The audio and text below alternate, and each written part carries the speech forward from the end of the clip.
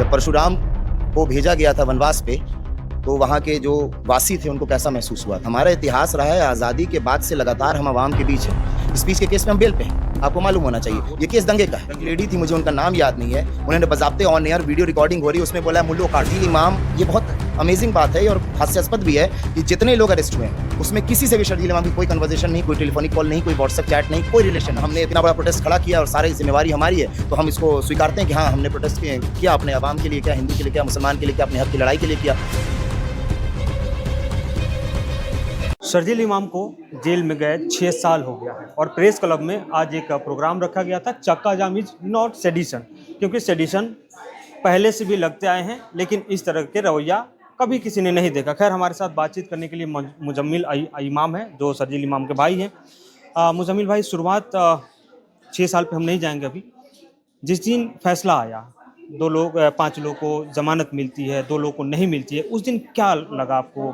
क्या गुजरा था पूरी फैमिली पे? देखिए, मुझसे कुछ वक्त पहले किसी ने ये सवाल पूछा था कि जिस दिन ऑर्डर आया आपको कैसा महसूस हो रहा है, कैसा महसूस हुआ था। तो मैंने बड़े नर्म लहजे में बोला था कि जब परशुराम को भेजा गया था वनवास पे, तो वहाँ के जो वासी थे उनको कैसा महसूस हुआ था। गम था, बेशक गम था, और परशुराम कोई गलत काम करके नहीं उनको वनवास पे भेजा गया था। उनको एक ज़्यादती के तहत उनके साथ उन पे ही जुल्म किया गया था और उनको भेजा गया था। ज़ाहिर बात है, वही मुझे महसूस होता है कि खैर मेरे भाई तो इतनी बड़ी हस्ती नहीं मैं उनसे कंपेयर करूं, लेकिन कम से कम ये ज़रूर कहूँगा कि हमने हक़ के लिए बोलने की कोशिश की और हम पे जुल्म किया गया। शर्जील इमाम एक होनहार स्टूडेंट हैं, पीएचडी कर रहे थे हिस्ट्री में, आप उनका पीएचडी चल रहा था, स्कॉलर हैं, लेकिन उन पर तमाम तरह के एलिगेशन लगे हैं। और तो समाज में जहाँ पे आप रह रहे हैं, आसपास का क्या माहौल रहता है? क्या परिवार को वो ताने झेलने पड़ते हैं या फिर एक अलग तरह का? नहीं, हमें कोई ताने नहीं झेलने पड़ते। हमारा इतिहास रहा है, आज़ादी के बाद से लगातार हम आवाम के बीच हैं। हमारे दादा लगभग 20 साल निर्विरोध सरपंच रहे। हमारे पिताजी ने अपनी ज़िंदगी के 40 साल इसी समाज के बीच दिए हैं, अक्रॉस कम्युनिटी दिए हैं।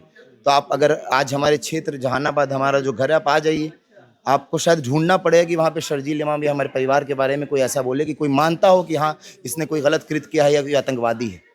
तो ये सारा मीडिया नैरेटिव मीडिया चलाती है, और जाहिर सी बात है कि जो लोग इस हकीकत को जानते हैं और समझते हैं कि वो स्पीच का क्या मामला था, जो लोग एक तरह से कह सकते हैं वो स्पीच सुने होंगे, वो वैसे समझते हैं। जिन्होंने ऑर्डर्स पढ़े हैं आपको कोर्ट के, वो वैसे समझते हैं कि कोर्ट ने, न्यायालयों ने अपने अपने ऑब्जर्वेशन में लगातार क्या कहा है। स्पीच के केस में हम बेल पे हैं, आपको मालूम होना चाहिए। ये केस दंगे का है, दंगे का है, यूएपीए वाला मामला बस चल रहा है। लेकिन सॉलिसिटर जनरल जो हैं वो तमाम तरह के तर्क दिए। दिल्ली पुलिस अपना तर्क दे रही है कि ऐसे लोग अगर बाहर आते हैं तो वो खतरा होते हैं, लेकिन दिल्ली दंगे में किसका हाथ था वो सब जानते हैं। जी भैया, खतरा है क्या है वो तो जाहिर बात है न्यायालय डिसाइड कर रही है, आगे भी डिसाइड करती रहेगी।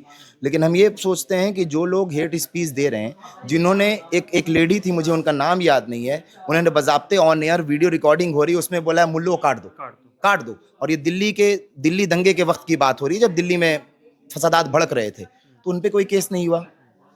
शर्जील इमाम तो 1 महीने पहले से जेल में थे। आप बोलते हैं कि इन्होंने कॉन्स्पिरेसी की है। शर्जील इमाम, ये बहुत अमेजिंग बात है और हास्यास्पद भी है कि जितने लोग अरेस्ट हुए हैं उसमें किसी से भी शर्जील इमाम की कोई कन्वर्सेशन नहीं, कोई टेलीफोनिक कॉल नहीं, कोई व्हाट्सएप चैट नहीं, कोई रिलेशन नहीं। कितनों को तो वो जानते भी नहीं है। बस एक उमर खालिद थे जो जेएनयू में थे, जिनसे भी उनकी लगता है उस दौरान कोई बातचीत भी नहीं है। लेकिन कॉन्स्पिरेसी का मास्टरमाइंड बता दिया गया। अब ठीक है, अब जो उनको लगता है बेहतर है, कम से कम कहीं तो हमें तमगा दिया गया और कहीं तो हमें ऊंचे पैदान पे बैठाया गया। चलिए, शुक्रगुजार हैं। आपको लगता है कि हमने इतना बड़ा प्रोटेस्ट खड़ा किया और सारी जिम्मेवारी हमारी है, तो हम इसको स्वीकारते हैं कि हाँ, हमने प्रोटेस्ट किया अपने आवाम के लिए, क्या हिंदू के लिए, क्या मुसलमान के लिए, क्या अपने हक की लड़ाई के लिए किया। लेकिन रही बात कॉन्स्पिरेसी, नहीं, आप कहिएगा कि हाँ, ये सारी चीज़